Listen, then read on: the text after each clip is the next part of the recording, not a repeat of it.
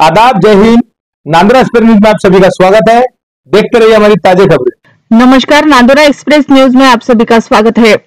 नांदुरा तहसील कार्यालय में पुरवठा निरीक्षण अधिकारी श्रीमती पूनम श्रीकृष्ण थोरात, उम्र 34 वर्ष, पद पुरवठा निरीक्षण अधिकारी वर्ग 2, नांदुरा तहसील कार्यालय के किराए के दफ्तर में 16,000 रुपए की रिश्वत लेते हुए रंगे हाथ पकड़ी गई है। यह कार्रवाई भ्रष्टाचार निरोधक विभाग बुल्ढाना के मार्गदर्शन में एंटी करप्शन ब्यूरो द्वारा संपन्न की गई। शिकायतकर्ता के अनुसार तकरारदार के नाम से नांदुरा में स्वस्थ धान्य दुकान संचालित है।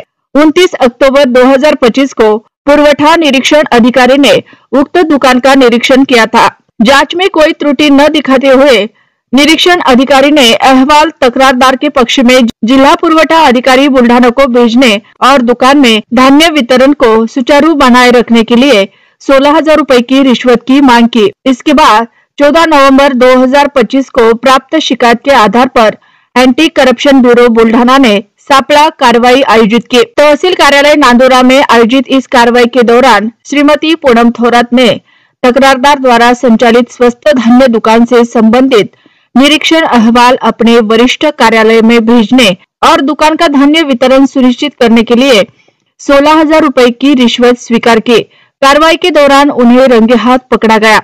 इस मामले में भ्रष्टाचार निरोधक अधिनियम 1988 के अंतर्गत आवश्यक कानूनी कार्रवाई शुरू कर दी गई। कार्रवाई एंटी करप्शन ब्यूरो अमरावती एवं बुल्ढाना के वरिष्ठ अधिकारियों के मार्गदर्शन में संपन्न हुई।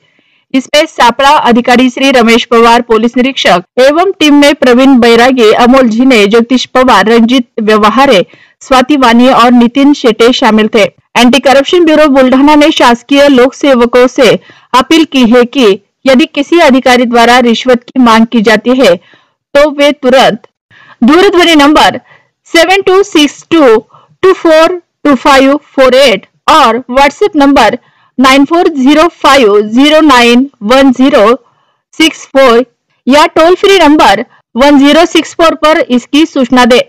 ऐसी ही खबरें देखने के लिए जुड़े रहिए हमारे न्यूज चैनल नांदुरा एक्सप्रेस के साथ।